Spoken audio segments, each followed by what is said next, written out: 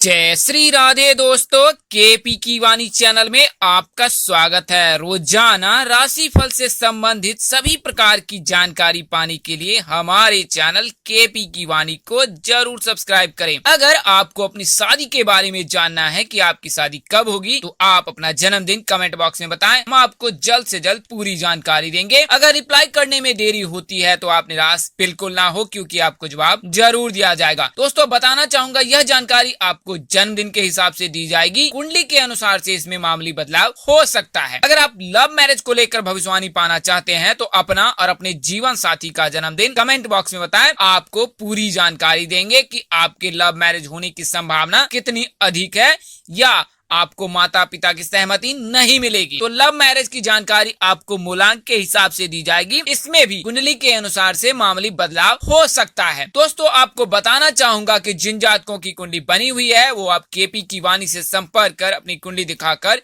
विवाह की जानकारी प्राप्त कर सकते हैं। अगर उसमें ग्रह दशा अंकित हो तो फिर आपको निःशुल्क जानकारी दी जाएगी। अन्यथा आप केपी की वाणी से कुंडली बनवा कर यह जानकारी प्राप्त कर सकते हैं कि आपकी शादी कब होगी, कहाँ होगी, कैसे होगी, किस नाम से हो सकती है, किस राशि से करनी चाहिए, कितनी दूर पर होगा ससुराल, जीवन साथी का रंग रूप स्वरूप स्वभाव कैसा होगा, उनका कैरियर और आपका कैरियर कैसा होगा, ससुराल में लोग कैसे होंगे। अगर आप लव मैरिज करना चाहते हैं तो लव मैरिज होगी, माता पिता की सहमति मिलेगी अथवा नहीं मिलेगी। अगर कुंडली में कोई दोष निकलता है, मांगलिक दोष, केतु दोष, शनि दोष या बुध शुक्र की युति, काल सर्प दोष, तो इसके निवारण भी आपको बताए जाएंगे। इसके लिए आप 8521835670 पर व्हाट्सएप मैसेज अथवा कॉल कर संपर्क कर सकते हैं। दोस्तों, उन जातकों को मैं बताना चाहूंगा कि जिनकी शादी तय हो चुकी है, अन्यथा वे शादी हेतु बातचीत चल रही है, उन्हें अपनी कुंडली मिलान अवश्य ही करा लेनी चाहिए।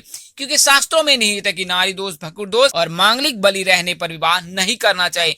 एक चीज का अवश्य ध्यान रखें कि कुंडली मिलान में मांगलिक बलि को नहीं देखा जाता है। तो पहले आप यह ज्ञात कर ले कि जातक मांगलिक तो नहीं है, इसके बाद ही कुंडली मिलान कराएं। अगर जातक मांगलिक हो जाता है और आप अमांगलिक है तो विवाह बिल्कुल ही ना करें, ना ही कुंडली मिलान करवाएं। तो यह जानकारी सर्वप्रथम प्राप्त कर ले कि जातक मांगलिक नहीं है, इसके उपरांत ही आप कुंडली मिलान कराएं। और कुंडली मिलान में अगर नारी दोष और भकुर दोष मुक्त है तो इसके लिए आप केपी की वाणी से भी संपर्क कर सकते हैं। अन्यथा आप अपने नजदीक के किसी प्रकांड पंडित व ज्योतिष से संपर्क कर अपनी कुंडली मिलान करा सकते हैं। नंबर एक बार और दोहरा देता हूं आपको, 8521835670। इस नंबर पर आप व्हाट्सएप मैसेज कर सकते हैं अथवा कॉल कर सकते हैं। दोस्तों, आज के वीडियो में आपको उन दो राशियों के बारे में बताने जा रहा हूं जिनकी शादी के योग 20 और 21 नवंबर के दिन प्रबल हैं। ऐसा इसलिए क्योंकि गुरु का जो है राशि परिवर्तन हो रहा है और इसकी जो महादशा है वो सावन महीने से ही बन रही है। यानी कि सावन में जो है ऐसा संयोग बन रहा है, दो राशि के जातकों को बड़ी खुशखबरी मिलेगी। यानी कि उनके रिश्ते तय हो सकते हैं या बातचीत शुरू हो सकती है। और 20 और 21 नवंबर के दिन शादी होने की पूरी संभावना, क्योंकि गुरु का राशि परिवर्तन इन दोनों राशियों के लिए महावरदान साबित हो रहा है। जैसा कि आपको पता ही होगा कि अप्रैल 6 को गुरु जो है कुंभ राशि में प्रवेश किया था मकर राशि से निकलकर। तो उस समय से लेकर जुलाई के 15 तक विवाह मुहूर्त रहे। उनमें इन दो राशियों के अलावा कुंभ राशि के जातकों के भी शादी के योग बन रहे थे। अब जबकि 14 सितंबर दोपहर 2:20 तक कुंभ राशि में ही जो कि हैं गुरु प्रवेश करके रहेंगे। इसके बाद वक्री होकर दोबारा मकर राशि में गोचर कर रहे हैं। यानी कि 14 सितंबर दोपहर 2:20 तक कुंभ राशि में गुरु उपस्थित हैं। इसके बाद वक्री चाल चलकर वे पुनः मकर राशि में प्रवेश कर जाएंगे और फिर 20 नवंबर तक मकर राशि में रहेंगे और 20 नवंबर की रात्रि में फिर मार्गी होकर, यानी कि एक मार्गी होकर कुंभ राशि में प्रवेश करेंगे। और इस दिन से ही 2 दिनों के लिए, यानी कि 20 नवंबर की रात्रि को और 21 नवंबर की रात्रि को बेहद ही शुभ योग बना रहा है दो राशि के जातकों के लिए। इस राशि परिवर्तन से धनु और मीन राशि को बेहद ही फायदा मिलने वाला है। खासकर उन जातकों को फायदा मिलने वाला है जो विवाह योग्य है या उनकी शादी नहीं हुई है। तो इन दो राशियों के शादी के प्रबल संभावना 20 नवंबर और 21 नवंबर के दिन बन रहे हैं। ऐसा शिव जी की कृपा से हो रहा है। सावन के महीने में शिव जी की कृपा और शनिदेव की कृपा इन दोनों राशियों पर बरस रही है। आइए उन दो राशियों के बारे में जान लेते हैं विस्तार से। तो ये दो राशियां हैं, पहली राशि है धनु और दूसरी राशि है मीन। तो धनु राशि के जो राशि स्वामी हैं वो स्वयं भगवान विष्णु जी हैं और इनके जो राशि स्वामी है वो गुरु हैं, यानी कि गुरु के राशि परिवर्तन से, चूंकि मकर राशि में जब गुरु प्रवेश कर रहा है 14 सितंबर से लेकर 20 नवंबर तक, तो वह वक्री चाल चल रहा है। तो वक्री चाल यानी कि विपरीत दिशा में चल रहा है, तो ऐसी स्थिति में कोई शुभ संयोग नहीं बनता है। लेकिन 20 नवंबर के दिन से यह पुनः मार्गी हो जा रहे हैं। तो मार्गी होने से सबसे पहले धनु राशि के जातकों के शादी के योग बन रहे हैं, चूंकि धनु राशि के राशि स्वामी स्वयं गुरु हैं और इनके आराध्य देव भगवान विष्णु जी हैं। तो देव उठान एकादशी 15 तारीख को है और 20 नवंबर को गुरु चाल बदल कर जो है मार्गी होकर वो कुंभ राशि में प्रवेश कर रहा है। तो धनु राशि के जातकों के शादी के योग बन रहे हैं। आइए इसके बारे में विस्तार से जान लेते हैं। तो धनु राशि के जातकों के शादी के योग महज 21वें वर्ष से इसलिए बनते हैं क्योंकि इनके राशि स्वामी गुरु हैं और इनके आराध्य देव भगवान विष्णु जी हैं।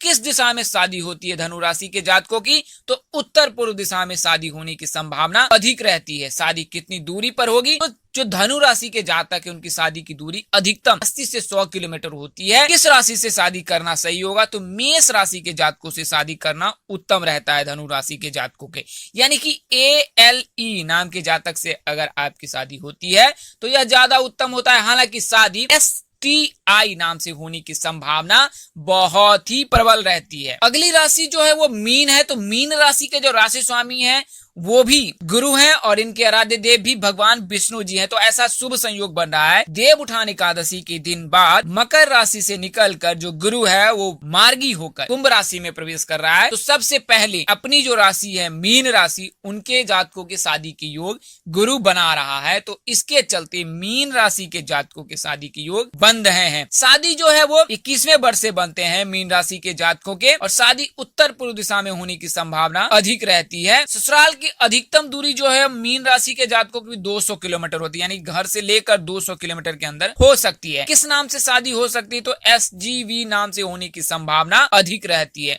हालांकि इस राशि के जातकों को भी मेष राशि के जातकों से शादी करना उत्तम होता है, यानी कि अगर आप मेष राशि के जातकों से विवाह करते हैं तो आपका वैवाहिक जीवन सुखमय गुजरेगा, यानी कि विवाह उपरांत कोई भी परेशानी नहीं आएगी। तो मीन राशि के जातकों को भी 20 नवंबर और 21 नवंबर जो है बेहद शुभ दिन रहने वाला है और यह दिन आपके वैवाहिक जीवन के लिए सर्वश्रेष्ठ है। यानी कि अगर आपकी बातचीत तय हो रही है और विवाह हेतु बातचीत चल रही है, विवाह की बातचीत तय हो चुकी है, तो 20 नवंबर और 21 नवंबर के दिन शादी के योग प्रबल हैं और उस दिन अगर आप तिथि तय करें तो यह ज्यादा ही उत्तम होगा। इसके अलावा आपको कुछ उपाय बता देता हूं। तो गुरु और शुक्र को मजबूत करना बेहद ही शुभ माना जाता है। लड़कियों की शादी के जो कारक हैं वो गुरु माने जाते हैं और लड़कों के शादी के कारक हैं वो शुक्र माने जाते हैं। तो लड़कियां जो हैं गुरुवार का व्रत कर सकती हैं और लड़के शुक्रवार का व्रत कर सकते हैं।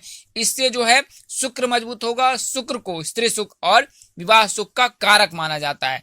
शुक्र जरा सी भी मजबूत हो तो जातक की शादी अवश्य ही हो जाती है। तो कई जातक अगर चिंतित हैं कि उनकी शादी में बहुत देर होती है तो आपको विशेष करने की जरूरत नहीं है, केवल शुक्र को मजबूत करने की जरूरत है। एक बार अगर शुक्र मजबूत हो जाए तो आपकी विवाह की संभावना बहुत ही प्रबल हो जाएगी, यानी कि विवाह निश्चित ही हो जाएगी। वहीं लड़कियों के लिए अगर गुरु मजबूत कर ले तो विवाह में आ रही समस्त बाधा दूर हो जाएगी। हालांकि अगर शनि के साथ कोई युति बन रही है या आप मांगलिक हैं या बुध शुक्र की युति बन रही है, काल सर्प दोष लग रहा है, आप अपने नजदीक के किसी प्रकांड पंडित से अवश्य सलाह लेकर उसका निवारण करें, क्योंकि इसका निवारण आप सरल तरीके से बिल्कुल ही नहीं कर सकते हैं। सरल तरीके से आप केवल शनि दोष केतु दोष दूर कर सकते हैं। काल सर्प दोष लग रहा है, बुध शुक्र की युति लग रही है या गुरु शनि की युति लग रही है तो नजदीक के किसी प्रकांड पंडित से अवश्य ही सलाह ले लें। दोस्तों, इस वीडियो में बताई गई जानकारी आपको ज्योतिष पंचांग मान्यताओं और धर्म ग्रंथों से दी गई है। हमारा उद्देश्य महज आपको सूचना पहुंचाना था, आप इसे सूचना हेतु ही ले। इसके अतिरिक्त अगर आप इनको मानते हैं, अपनाते अथवा उपयोग करते हैं तो इसके आप स्वयं जिम्मेदार हैं। आप चाहे तो केपी की वाणी से संपर्क कर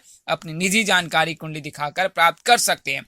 इसके अलावा आप अपने नजदीक के किसी प्रकांड पंडित से भी सलाह लेकर यह जानकारी प्राप्त कर सकते हैं कि आपके विवाह में क्यों देरी बदली हो रही है और उसके क्या उपाय हो सकते हैं। इस तरह की अन्य वीडियो देखने के लिए हमारे चैनल के डैशबोर्ड अथवा प्लेलिस्ट पर जाएं और अपनी राशि अनुसार वीडियो जरूर देखें। तो दोस्तों, आपको यह जानकारी कैसी लगी, लाइक करें, कमेंट कर, शेयर कर हमें जरूर बताएं। अगर आप मेरे चैनल पर नए हैं तो पहले चैनल को सब्सक्राइब कर ले, साथ ही कमेंट करना बिल्कुल ना भूलें। अगर आप कोई सलाह अथवा परामर्श देना चाहते हैं तो अवश्य दें। इस अनुसार से अगर कोई त्रुटि हो जाए तो कृपया क्षमा कर दीजिएगा। माता रानी कृपा आपके चेहरे पर हमेशा मुस्कान बनी रहे, आप सौ परिवार स्वस्थ एवं सुखी रहे। आप सभी के प्यार और स्नेह के लिए आप सबको हृदय की गहराई से आपको धन्यवाद करता हूं। आप लोग इसी तरह हमारे साथ जुड़े रहे, इन्हीं शुभकामनाओं के साथ आपसे विदा लेता हूं। जल्द एक नए वीडियो और एक नई जानकारी लेकर आपके समक्ष हाजिर होऊंगा। तब तक के लिए इस नाचीज को इजाजत दे। आप जहां रहें मस्त रहें, स्वस्थ रहें, व्यस्त रहें। माता रानी की असीम कृपा पर बनी रहे। परम पिता परमेश्वर आपको विषम परिस्थिति में भी सद्बुद्धि और सत्मार्ग दे। इन्हीं शुभकामनाओं के साथ आपसे विदा लेता हूँ। नमस्कार, जय श्री राम दोस्तों, जय श्री कृष्णा, जय माता दी, जय वाहिगुरु।